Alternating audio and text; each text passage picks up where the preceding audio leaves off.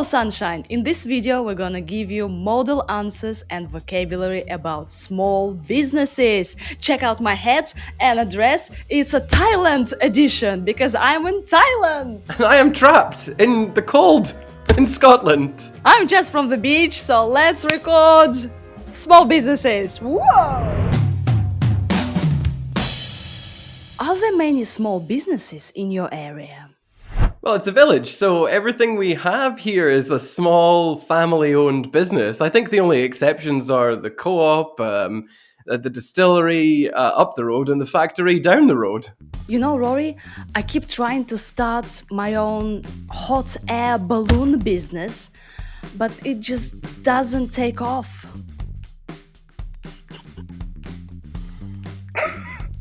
Take off is a phrasal verb.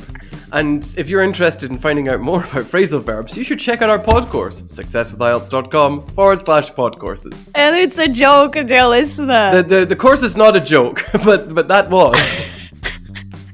To start my own hot air balloon business. Hot air balloon is like this balloon, this big balloon that just goes there, but it just doesn't take off. Take off like a plane. And take off like to be successful. Yeah, it doesn't take off. It's not successful. It's a joke. I know it's horrible, but actually it's not that bad. Small businesses. So what is a small business? Can we have a definition? Like a small business, how many people and what is it? Oh my god, now that you've asked me to define it, there are actually legal definitions of small businesses. Now, if memory serves, a small business is a company that's got 0 to 50 people, medium-sized is 50 to 100, and large is with 100 or more. Let me just double check that to make sure. According to Wikipedia, small businesses are types of corporations, partnerships, which have fewer employees and less annual revenue than a regular-sized business or corporation. So, kind of a small business is a business that earns not so much money as Google or Apple and has fewer employees. And according to the government of the United Kingdom, a small business has an annual turnover of less than 50 million euros and employs fewer than 250 people. Did I say less than 50 people before? Oh wow, I'm in trouble with the grammar police. Oh!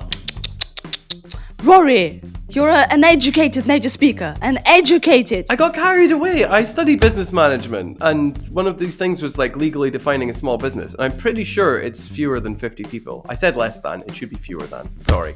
And it's a typical slip. A slip is kind of like not a mistake, but a slip of the tongue. And less people. Normally people say less people, less students, but grammatically it's not correct. And in IELTS, to be on the safe side, yeah, like fewer people, fewer books, but fewer is just difficult to pronounce. So it's much easier to say less people. And to people out there, just say less people, which is grammatically incorrect. Dear listener, when you talk about small businesses, you can talk about convenience stores, so some small shops, also hairdressers, restaurants, photographers, I'm reading from Wikipedia obviously, web design, computer programming, lawyers, accountants, dentists, medical doctors. So yeah, so kind of this, small businesses. And also you can talk about our podcast. Hey, Rory, you mentioned a distillery. A distillery for water? Distillery for distilling whiskey. Now, do I know the process for distilling whiskey? Oh, no. It's not a writing episode, so we're not going to discuss a process of whiskey. Well, basically, it's not. It's like a. That you do. It's a very specific word though for a specific process, because people might say factory, but it's not factory. It's a distillery. Whiskey isn't made in a factory. It's made in a distillery. But how? It involves a very complicated process, which only Scottish people are allowed to know. State secrets. Sorry, can't tell you. Do you prefer shopping in big companies or in small shops? Honestly, I don't have a preference. I mean, whatever is readily available works for me. I mean, on the one hand, big companies tend to have more discounts. You can bulk buy there. But smaller companies are better for the local economy. So there's positives and negatives to both. You can say I don't have a preference. So small businesses, big businesses, I don't have a preference. I can kind of choose either. Small shops work for me or it works fine for me. Like big companies work fine for me. And if the examiner asks you to choose big companies or small businesses, you go with the second conditional. If I had to make a choice, I'd go for small businesses. Or if I had to choose, I'd choose big companies. Rory, tell us about this bulk. Well, bulk buying is when you buy lots of things in one go because it's cheaper than going and buying like individual things. So for example, canned food, it's cheaper to buy in bulk than it is to go to the store and just buy one can each time because you have to pay for the transport costs and it can stay in your house for a longer period of time. So it's cheaper for you to do this rather than to go back and forth. Why do some people prefer to shop in small businesses? Well, it's similar to what I said. I imagine perhaps they like supporting the local economy, and large companies can be somewhat predatory in their business practices. It might also be the only choice they have. I mean, if you live in a small rural community, then all you might have is your local shop that's owned by one of the families there. Small businesses help the local economy. That's why people choose them, right? And also you did say something about predatory business practices. Predatory, like rah, like tigers are predators. It's like when companies deliberately price their goods lower so that more people will come to them and fewer people will go to other stores in the area, and eventually they'll wipe out their competition. And they can do that because they have the resources to do that. They might also do things like undercut suppliers. So like they're more willing to like pay suppliers more money, and so the suppliers go to them and they don't supply other businesses in the area. So those are all predatory practices. Also, lying to your customers is a predatory practice, saying, oh, if you shop here or if you buy our thing, then it'll be much better for you than these places. And of course, it's not true. So all of these things are predatory. They're not, I don't think they're illegal, but they're certainly not moral. What I mean to say is, it's not true until it comes to us. In which case, all of our stuff is great, and you should definitely only purchase Success with IELTS products if you want to succeed. Definitely. No lying going on here. Not at all. Would you ever like to run your own small business? I already do. I run this podcast with 3 of my colleagues, and I teach English privately online. And frankly, I'd rather do that than work for some large institution. It gives me greater flexibility, and it fits in with my belief in localism and, well, like I said, being flexible. We say that I run my own business. So I set up my business, set.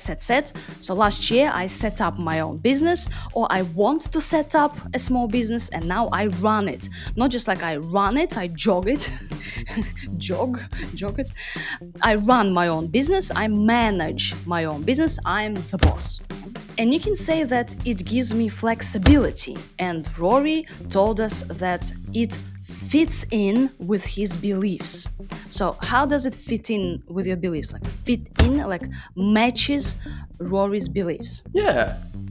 Well, you basically described it there. There's nothing more I can do. It does. If something fits in, then it's a good match. It's something that's consistent. So for me, like if I believe in giving power to local people and making sure that you can live flexibly, then you should work with small businesses most of the time. When was the last time you bought something from a small business? Oh, that's a good question, actually. I'd have to think about it for a bit. I think, well, probably the other day, I actually picked up some food from the local butchers here. They're actually pretty good. They've won lots of awards for their work, even though it's a small company. I think it only has like 3 or 4 people working there. Dear listener, if a question is a bit bizarre and you don't know how to answer it or you don't have any ideas, you can react to the question. For example, that's a good question, or that's a tough one. That's a difficult question, let me think. So just like react to the question. And Rory also used another strategy. Rory said, I'd have to think about it for a bit. So I would have to think about it for a bit. for a bit. For a bit. For a bit, just for a little bit. Why did you say I would have to think about it? I'd have to think about it for a bit. I don't know why it's I'd. Like, because you're doing it now, so you would normally think, like, you would think that you'd have to say, I'm thinking about it now. But, so why is it would? Why is it would, Maria? Help me out. I don't know, but there's a reason why. I think it's just more natural. Like, I would have to. You can say, like, I have to think about it now, but I'd have to think about it now. It just sounds more natural. It's just because. Like, just do it. There must be something. It's like a polite way of saying, like, I'm trying to distance myself from my behavior because it's rude to just stop and think. You have to explain what you're doing and you're not being rude. So you can kind of remember this phrase. That's a good question. I'd have to think about it for a bit. For a bit, yeah? So, Rory, could you say the sentence again? Rory! What? Say it again! Are you listening? That's a good question. I'd have to think about it for a bit. And Rory told us that he went to the butcher's. Butcher's is a shop where you buy meat, sausage, and different kinds of products. So butcher's, and a butcher is a person who cuts different types of meat. So Rory said that I picked up some food from the butcher's next door. So the butcher's, the actual shop. He picked up some food, he bought some food, and pick up is a phrase of, we do have a phrase of course. Yes, successfulielts.com/podcourses. One more question to you. So, if you were to set up your own business, so just like Rory, not us, just Rory, so which of the three options, I'm gonna give them now to you, which one would you choose? You have to choose one, and mind you, you have to choose one, okay? You just don't have a choice, you just choose one. Okay, so would you set up your own pet sitting company? Pet sitting, like you sit with other people's pets, like a baby sitter for some pets. T-shirt printing, okay, so a small business where you would print T-shirts. Or would you have your food truck, like a huge car with food, and you would sell it to it? Well, my cousin already has a food truck, so that kind of is taken care of. And then my cooking is awful, so not the food truck. And I have designed t-shirts with people before, and they were funny ones, so that would be a good fit. But I also quite like the first option as well. Yes, so as a pet sitter, you'll watch over your clients' pets, like different cats, snakes, dragons, unicorns, and like all of different these totally real animals. Insects. And you were kind of like care for them and feed them, and yeah.